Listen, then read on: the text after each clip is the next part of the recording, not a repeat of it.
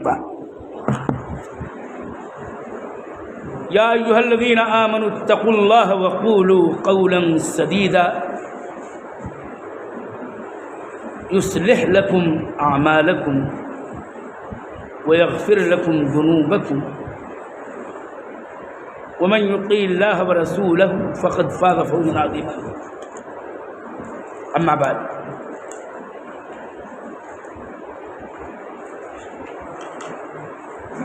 قال اللہ تعالی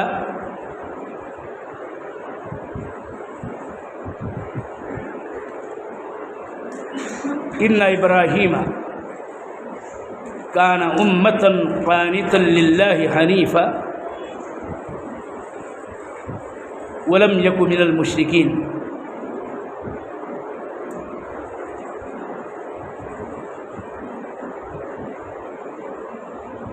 یا رب تو میرا سینہ میرے لیے کھول دے،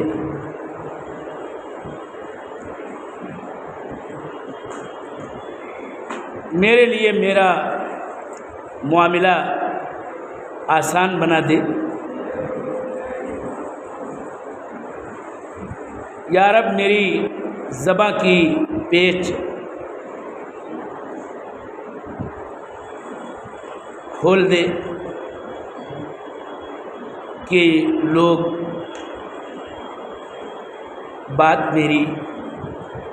سمجھ بوجھ پائیں۔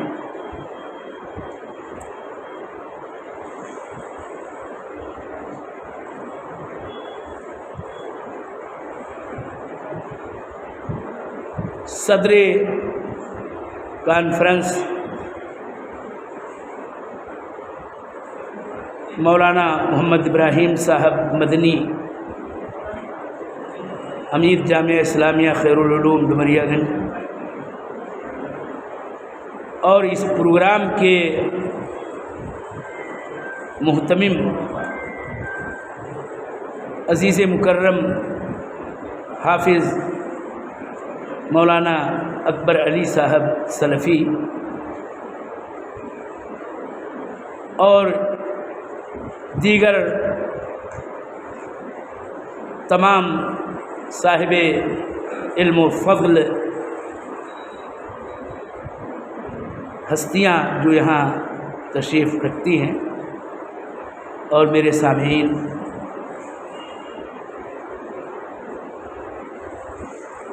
یہ ایک اہم ترین موضوع پر ہونے والی مجلس ہے، جس کا اہتمام البراق دعویٰ سینٹر کے صدر جو بھی ان کا عہدہ ہے انہوں نے کیا ہے۔ بہت ہی اہم ترین موضوع ہے، اور یہاں آپ کے شہر تلسی پور میں اس کا اہتمام انہوں نے کیا ہے۔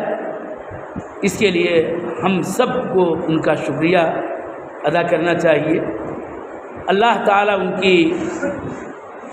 اس کاوش کو شرف قبولیت بخشے۔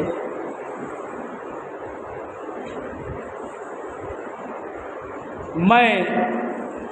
مختصر سی بات آپ لوگوں کے سامنے موضوع کے تعلق سے کروں گا، اور بالخصوص جو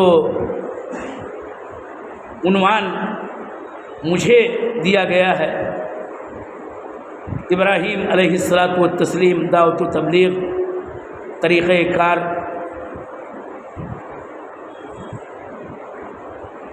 میں بہت ہی اختصار کے ساتھ اصل موضوع پر روشنی ڈالنے کی کوشش کروں گا۔ اللہ تعالیٰ سے توفیق کا طالب ہوں۔ یہ بات یاد رہے کہ ابراہیم علیہ الصلاۃ والتسلیم کون ہیں، ان کی سیرت کے درخشندہ صفحات کیا ہیں، سچی بات یہ ہے کہ ابراہیم علیہ الصلوۃ والتسلیم کو پہچاننے کے لیے اور ان کی سیرت کو جاننے کے لیے اور ان کا مقام و مرتبہ پہچاننے کے لیے اور ان کی زندگی اور اہم ترین کارناموں کو سمجھنے کے لیے کہیں جانے کی ضرورت نہیں ہے۔ قرآن کریم کا آپ مطالعہ کریں، قرآن کریم کی سورتیں اور ان سورتوں کی آیات جن میں ابراہیم علیہ الصلوۃ والتسلیم کا ذکر جمیل موجود ہے، اس کی طرف رجوع کریں۔ احادیث نبویہ صحیحہ میں بالخصوص فضائل الانبیاء، کتاب الفضائل صحیح مسلم اور اس طرح سے اور دیگر جو حدیث کے امہات کتب ہیں، ان میں جہاں انبیاء کے فضائل کی کتابیں اور اس کے ابواب محدثین کرام نے قائم کیے ہیں، وہاں پر جائیں تو ابراہیم علیہ الصلوۃ والتسلیم کا ذکر خیر آپ کو مل جائے گا اور پوری شخصیت ابراہیم علیہ الصلوۃ والتسلیم کی آپ کے نگاہوں میں آ جائے گی۔ میں یہ بات بتاؤں آپ کو کہ ابراہیم علیہ الصلوۃ والتسلیم اللہ تعالیٰ کے وہ نبی و رسول ہیں کہ جن کا ذکر قرآن کریم کے اندر سب سے زیادہ آیا ہے۔ صرف ایک اولو العزم پیغمبر ہیں جن کا تذکرہ، جن کا نام، جن کے قوم کے ساتھ ان کی پوری کہانی سب سے زیادہ بار ذکر ہوئی ہے، وہ صرف موسیٰ علیہ الصلوۃ والتسلیم ہیں کہ قرآن کریم کی سورتوں اور اس کی آیتوں کے اندر موسیٰ علیہ الصلوۃ والتسلیم کا اور ان کی قوم بنو اسرائیل کا اور اسی طرح سے فرعون اور اس کے جنود کا ذکر سب سے زیادہ ہے۔ اور بات خالی نبی اور رسول ہونے کی حیثیت سے یہ میں پورے اعتماد کے ساتھ بتاتا ہوں کہ سب سے زیادہ ذکر، سب سے زیادہ بار تذکرہ قرآن کریم میں موسیٰ علیہ الصلوۃ والتسلیم کا آیا ہے۔ لیکن اس کے بعد ابراہیم علیہ الصلوۃ والتسلیم اللہ تعالیٰ کے وہ اولو العزم پیغمبر ہیں کہ جن کا ذکر جمیل قرآن کریم کے اندر، اس کی صورتوں کے اندر اور صورتوں کی آیات میں سب سے زیادہ آیا ہے۔ میں چند صورتوں کے نام لے سکتا ہوں، آپ پہ قرآن عظیم کھولیں گے، سورہ بقرہ میں ان کا تذکرہ، سورہ آل عمران میں ان کا ذکر جمیل، سورہ نساء میں ان کا ذکر خیر، سورہ انعام کے اندر ان کا ذکر، اور اس طرح سے سورہ ہجر میں ان کا ذکر، سورہ توبہ میں ان کا ذکر، سورہ بنو اسرائیل کے اندر ان کا ذکر، اور اس طرح سے سورہ انبیاء میں ان کا تذکرہ، سورہ شورى میں ان کا ذکر، اور اس طرح کی اور بہت ساری صورتیں ہیں کہ جن میں کم و بیش کہیں زیادہ، کہیں تفصیل کے ساتھ، کہیں اختصار کے ساتھ، کہیں خالی نام کے ساتھ، کہیں بعض اوصاف کے ساتھ، سورہ نحل میں، سورہ صاد میں، سورہ اعلیٰ میں، اور اس طرح سے بہت ساری صورتیں ہیں کہ جن میں ابراہیم پیغمبر علیہ الصلوۃ والتسلیم کا تذکرہ آپ پائیں گے۔ ابراہیم علیہ الصلوۃ والتسلیم کی سیرت تفصیل سے جاننے کے لیے میں نے کہا کہ ان صورتوں کی آیات کا مطالعہ کریں۔ جو اردو جانتے ہیں، قرآن کریم کے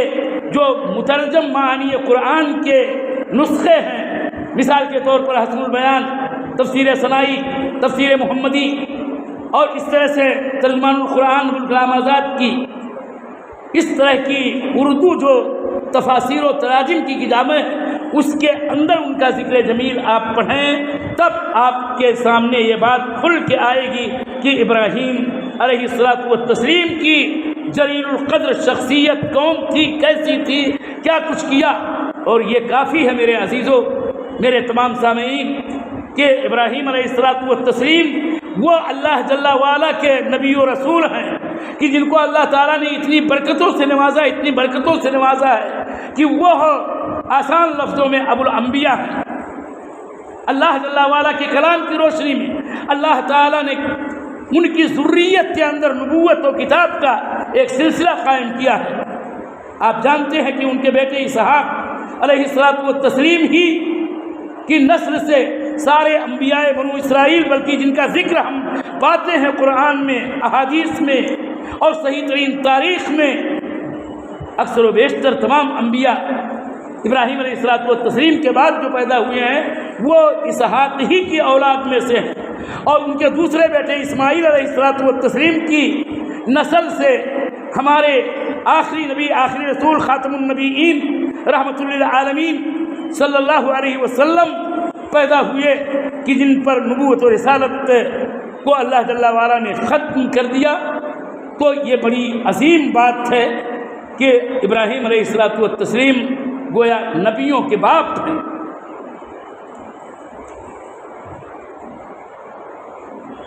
آپ کو خالی ایک حدیث سرسری یاد آ گئی تو ذکر کر دیتا ہوں کہ اللہ کے نبی صلی اللہ علیہ وسلم سے ایک مرتبہ صحابہ کرام نے پوچھا کہ من اکرم الناس، لوگوں میں سب سے باعزت صاحب کرامت کون ہے؟ تو اللہ کے نبی صلی اللہ علیہ وسلم نے نسبی تعلق سے ایک عظیم شخصیت کا نام لیا کہ یہ یوسف ہے۔ یوسف نبی اللہ ابن نبی اللہ ابن نبی اللہ ابن خلیل اللہ،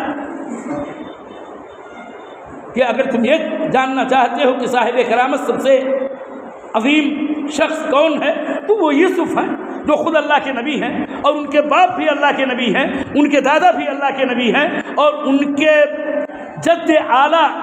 پر دادا وہ بھی نبی ہیں، یعنی یوسف بن یعقوب بن اسحاق بن ابراہیم۔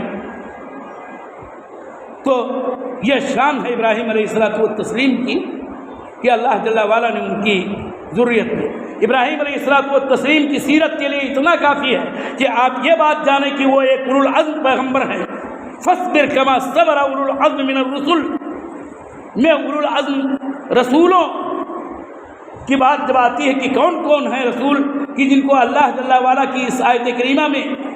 اولو العزم کہا گیا ہے، تو دو آیتوں کی روشنی میں میں ان آیتوں کو پڑھ بھی نہیں رہا ہوں، علماء نے یہ لکھا ہے، مفسرین نے لکھا ہے، اور تمام مستند علماء یہی کہتے ہیں کہ وہ نوح ہیں،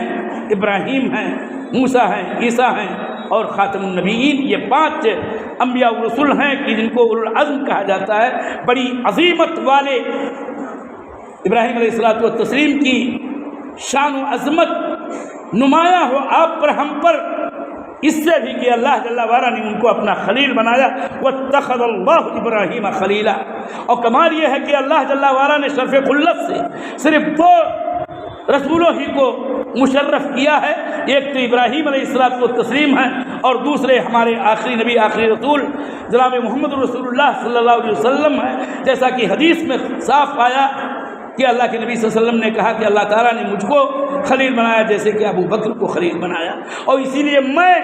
اپنی امت میں سے کسی کو خلیل نہیں بنا رہا ہوں، اگر بناتا بھی تو ابو بکر کو بناتا، لیکن معاملہ یہ ہے کہ اللہ جل وعلا نے مجھے شرف خلت سے نوازا ہے، میں اللہ کا خلیل ہوں، اس لیے میں کسی اور کو خلیل نہیں بنا سکتا۔ تو یہ تو ابراہیم علیہ الصلوۃ والتسلیم کی تعریف و تعارف کے چند جملے ادا ہوئے، کمال نہیں اور نہ اس کا وقت ہے۔ میں اپنے موضوع کی طرف آتا ہوں صاف کہ ابراہیم علیہ الصلوۃ والتسلیم کی سیرت کا مطالعہ کتاب و سنت کی روشنی میں کریں، بالخصوص قرآن کریم کی آیات کی طرف آپ رجوع کریں تو آپ پائیں گے کہ وہ ایک عظیم الشان نبی و رسول صاحب کتاب، اللہ جل وعلا نے ان کو صحف عطا کیا، صحف ابراہیم و موسیٰ، صاحب کتاب ہیں یہ پیغمبر، اور ان کی شخصیت جیسے کہ تمام رسولوں کی ہے کہ رسول بھیجا ہی جاتا ہے تاکہ اللہ جل وعلا کی طرف لوگوں کو بلائے، ساری اپنی مبعوث قوم کی طرف، اسی لیے وہ بھیجا جاتا ہی ہے کہ لوگوں کو اللہ کی طرف بلائے، اللہ کی توحید کی طرف بلائے، اور شرک سے اجتناب اور احتراز کی دعوت قوم کے سامنے پیش کرے،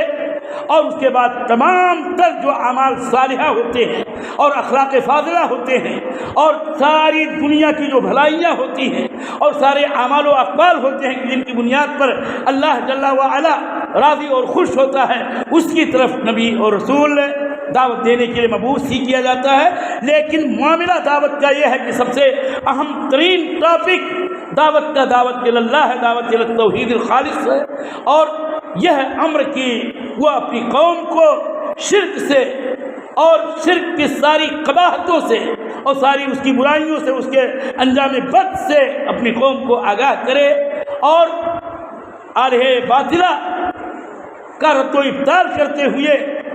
یہ سمجھائے قوم کو کہ عبادت صرف ایک اللہ کی کرو اور اس کے ساتھ کسی کو شریک نہ ٹھہراؤ، اور یہ اصنام و اوثان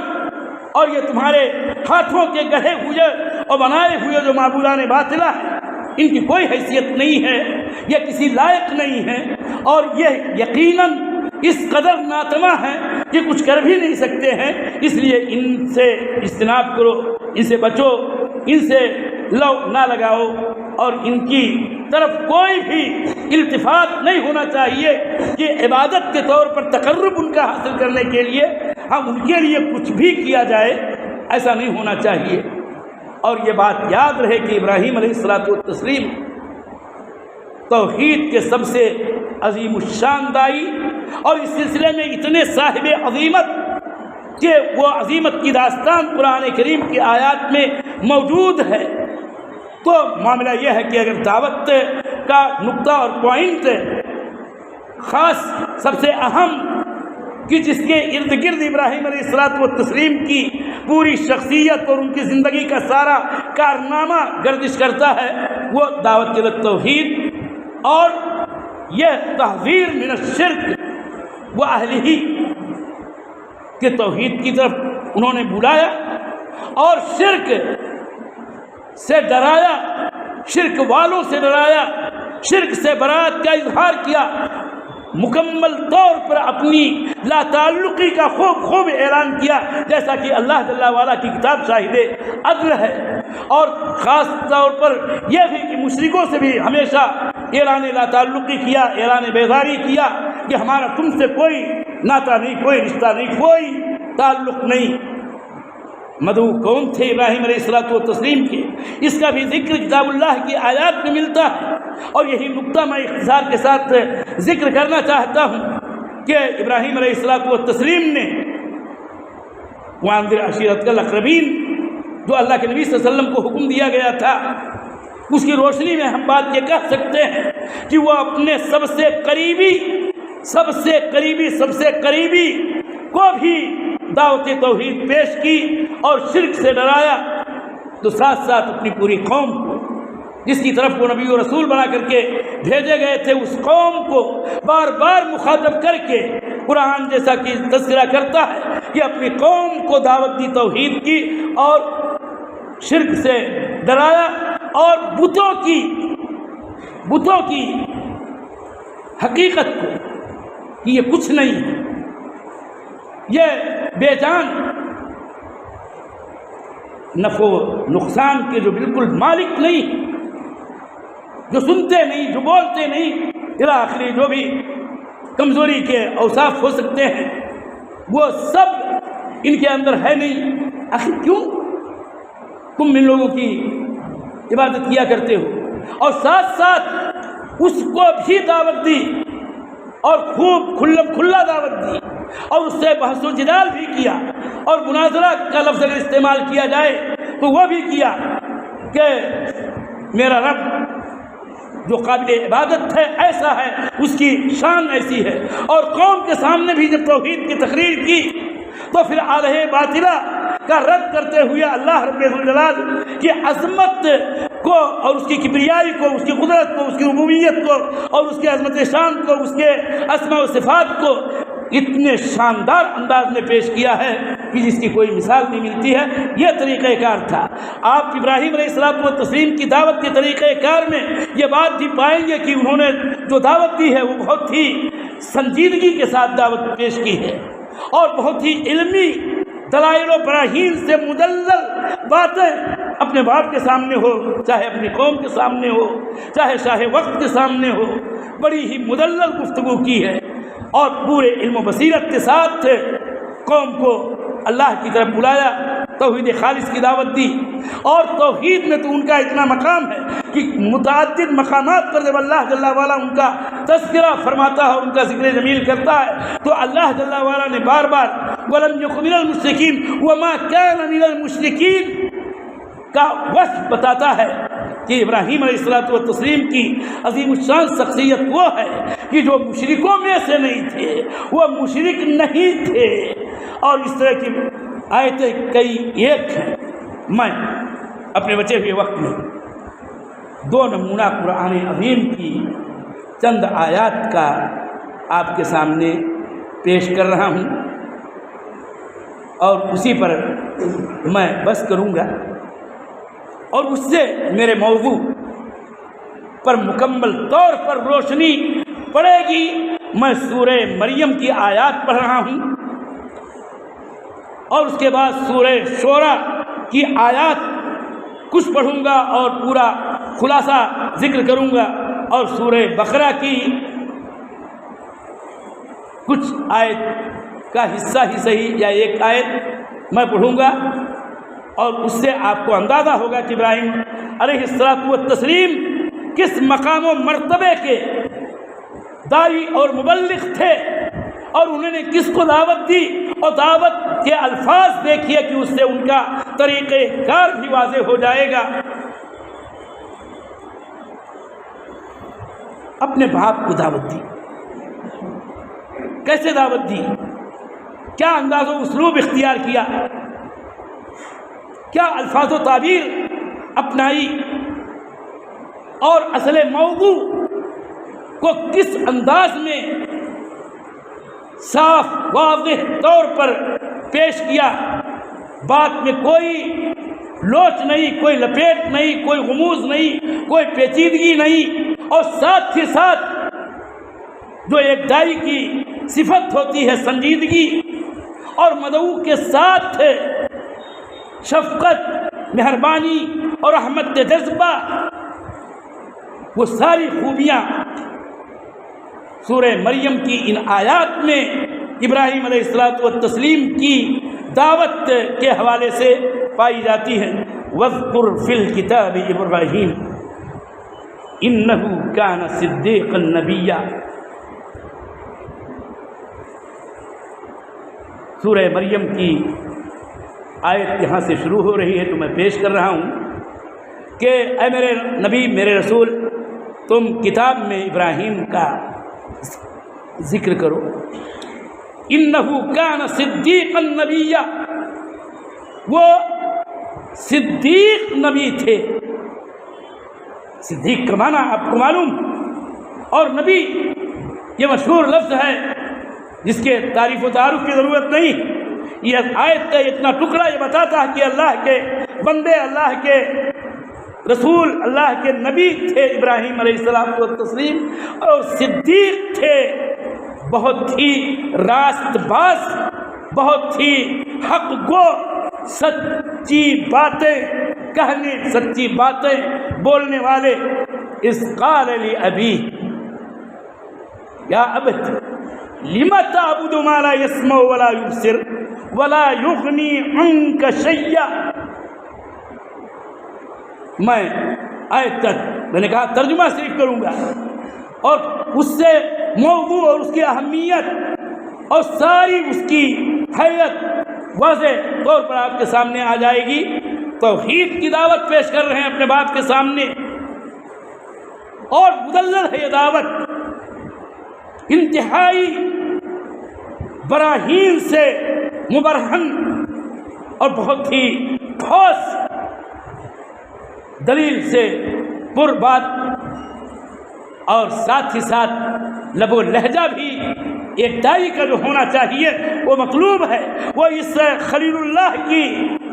دعوت میں واضح طور پر وہ لہجہ نظر آتا ہے، یا ابتی۔ جانتے ہیں آپ کہ ان کے باپ آزر مشرک تھے۔ معاملہ یہ نہیں تھا کہ خالی صنم کی عبادت کرتے تھے، بلکہ صنم گڑھتے اور بناتے تھے، باضابطہ بتوں کی فیکٹری تھی جس کے وہ مالک تھے۔ کافر تھے، مشرک تھے، اس کے باوجود کہہ رہے ہیں یا ابتی، اے میرے ابا، اے میرے ابا۔ اذ قال لأبیہ، یاد کیجیے اس وقت کو جب انہوں نے کہا تھا اپنے باپ سے کہ یا ابتی، اے میرے والد، اے میرے ابا جان، لما تعبد ما لا يسمع ولا يبصر ولا یغنی عنک شیئا، آپ کیوں عبادت کر رہے ہیں ایسے اپنے معبودان کی جو نہ سنتے ہیں نہ دیکھتے ہیں نہ آپ کو کوئی فائدہ پہنچا سکتے ہیں؟ کتنی مدلل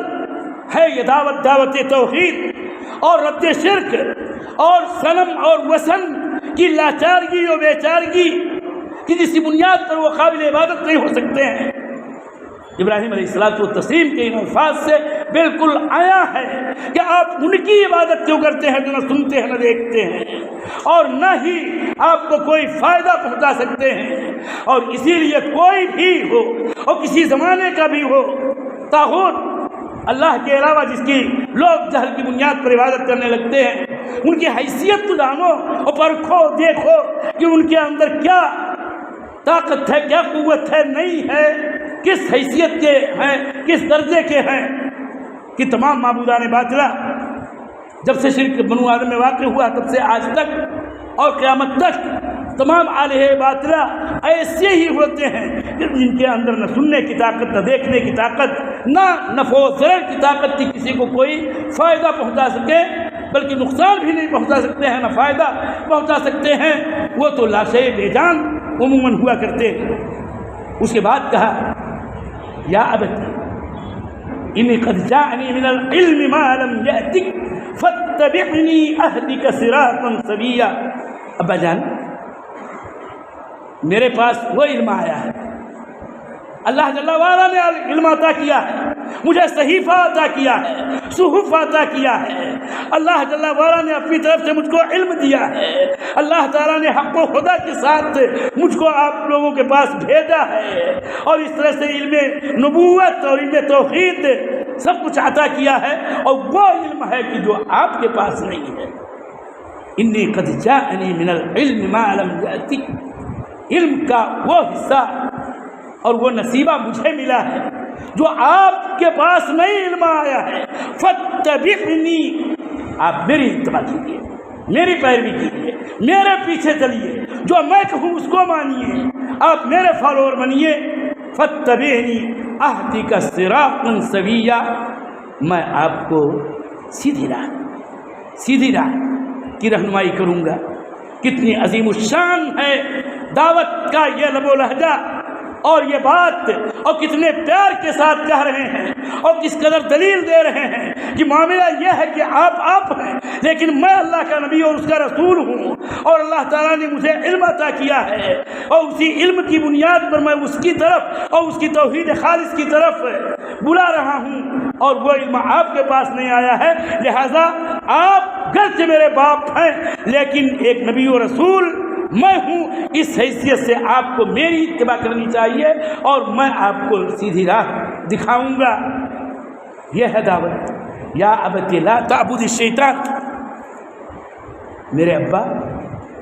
آپ شیطان کی عبادت نہ کرو، شیطان کی عبادت نہ کرو۔ ان الشیطان کان للرحمن عصیا، بے شک شیطان رحمان کا بڑا نافرمان ہے۔ اس آیت کریمہ کا ترجمہ تو یہ ہے سادہ، لیکن اس کا مطلب بہت وسیع بیان کیا جا سکتا ہے، اور اس طرح سے شیطان کی عبادت ہی ہے کہ کوئی اللہ جل وعلا کی عبادت میں کسی غیر اللہ کو، چاہے ایک کو، چاہے 10 کو، چاہے 20 کو، چاہے سینکڑوں کو، چاہے ہزاروں کو شریک کریں، وہ سب شیاطین ہی ہیں، اور شرک کرنا یہ شیطان کی عبادت ہے۔ کتنی عظیم الشان بات ہے، اور یہ کہ شیطان تو رحمان کا نافرمان ہے۔ یا ابت انی اخاف ان یمسک عذاب من الرحمن فتکون للشیطان ولیا۔ کتنی عظیم الشان یہ دعوت، اور دعوت میں جو داعیانہ جذبہ رحمت، جذبہ شفقت مدعو کے ساتھ ہونا چاہیے کہ اس کا نفع دنیاوی ہو یا اخروی، وہ داعی کے ذہن پر سوار ہونا چاہیے۔ وہ اس آیت میں جھلک رہی ہے کہ ابا ڈر لگتا ہے، مجھے اس بات کا اندیشہ خوف ہے کہ ان یمسک عذاب من الرحمن، کہ آپ کو اگر اسی حالت پہ رہے، اسی شرک کی حالت پر رہے، اللہ تعالیٰ کی تنہا خالص عبادت کرنے والے نہ بنے اور شرک کی راہ پر، شیطان کی عبادت کی راہ پر، اصنام و اوثان کی عبادت کی راہ پر اگر آپ چلتے رہے تو مجھے اس بات کا ڈر ہے کہ رحمان کی جانب سے آپ کو کوئی عذاب آ گھیرے گا۔ فَتَكُونَ لِلشَّيْطَانِ وَلِيًّا، چنانچہ آپ شیطان کے دوست بن کے رہ جائیں گے۔ میرے عزیزو، میں اپنی بات بالکل یہی ختم کر رہا ہوں، ورنہ اگر آپ سورہ شورى کی آیات پڑھیں اور جہاں اس طرح سے آیت کا آغاز ہوتا ہے کہ اِذْ قَالَ لِأَبِيهِ وَقَوْمِهِ مَا تَعْبُدُونَ قَالُوا نَعْبُدُ أَصْنَامًا فَنَظَلُّ لَهَا عَاكِفِينَ، اور کئی آیتوں تک یہ آپ پڑھتے جائیں تو آپ کو یہ اندازہ ہوگا کہ ابراہیم علیہ الصلوۃ والتسلیم کس مقام و مرتبے کے داعی تھے اور ان کی دعوت کا طریقہ کار کیا تھا، اور کس طرح سے ان کی دعوت مدلل تھی اور بالکل بے لاگ تھی اور بلا خوف اور عزیمت کا مقام تو کافی ہے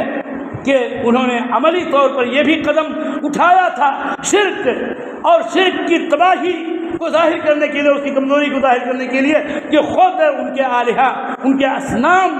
کے ریزے ریزے کر دیے تھے سوائے ایک بڑے کے، اور پورا قصہ قرآن کریم کے اندر بیان ہے۔ میں نے کہا سورہ بقرہ والی آیت کی طرف خالی اشارہ کر کے بات ختم کر رہا ہوں کہ الم تر الی الذی حاج فی ابراہیم فی ربہ ان آتاہ اللہ الملک، کتنی عظیم الشان دعوت تھی اور عظیمت کے ساتھ کلمہ حق بادشاہ کے سامنے، اور مدلل ایسا کہ آخر میں ہوا یہی کہ فبہت الذی کفر، جب اپنی اللہ جل وعلا کی توحید کو بیان کرتے ہوئے توحید ربوبیت کو دلیل کے طور پر ذکر کیا، اور اس احمق و ولید و سفیہ ملک نے یہ کہا کہ میں بھی زندہ کر سکتا ہوں، میں بھی مار سکتا ہوں، تو کہا کہ پھر تو میرا پروردگار سورج مشرق سے نکالتا ہے، تو مغرب سے نکال کے دکھا، فبہت الذی کفر۔ تو میں اتنی ہی بات پر اکتفا کر رہا ہوں، اور سچی بات یہ ہے، یہ آخری جملہ کہ ابراہیم علیہ الصلوۃ والتسلیم کی سیرت کو ہمیں جاننا ہی چاہیے، اس لیے کہ نبی ہر ایک جو ہے اپنے اصل دین میں ہمارے لیے مقتدا ہے اور اسوہ ہے، اور ابراہیم علیہ الصلوۃ والتسلیم تمام اہل ایمان کے لیے اسوہ ہے۔ اور معاملہ یہ ہے کہ ہمارے نبی، ہمارے رسول خاتم النبیین کو بھی خود ملت ابراہیمی کی اتباع کا حکم دیا ہے، فاتبع ملت ابراہیم حنیفا وما کان من المشرکین۔ لہذا عظمت سمجھی جا سکتی ہے، ہمارے اسوہ ہیں ابراہیم، لہذا ابراہیم کی سیرت، ان کی دعوت، ان کی زندگی، ان کے حیات و کارناموں سے واقف رہنا بھی ہمارے لیے بہت ضروری ہے، تاکہ ہم ملت ابراہیمیہ حنیفیہ سمحہ کی پیروی کرتے رہیں، کہ جس کی پیروی کا حکم نبی خاتم تک کو دیا گیا۔ اقول قولی ھذا واستغفر اللہ لی ولکم ولسائر المسلمین فاستغفروہ من کل ذنب انہ هو الغفور الرحیم، وصلی اللہ علیہ وسلم۔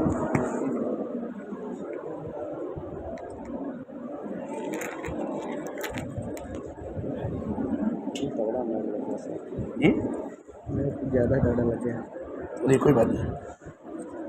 صلی اللہ سے